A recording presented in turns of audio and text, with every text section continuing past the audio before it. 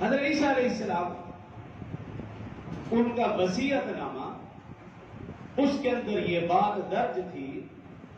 وہ فرمایا کرتے تھے کہ کل کی فکر نہ کرو،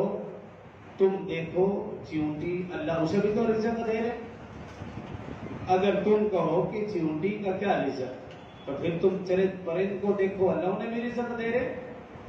اگر تم کہو کہ چرند پرند کا کیا رزق، تو پھر بڑی بھاری جسامت والے جانوروں کو دیکھو جن کی روزانہ ٹنوں منوں کے حساب سے خوراک ہے، جو گھاس کھاتے ہیں اللہ انہیں روزانہ گھاس کھلاتا ہے، جو خون پیتے ہیں اللہ انہیں روزانہ تازہ خون پلاتا ہے، جو گوشت کھاتے ہیں اللہ انہیں روزانہ تازہ گوشت کھلاتا ہے، تم تو اشرف المخلوقات ہو، اللہ تمہیں کیسے بلائے گا؟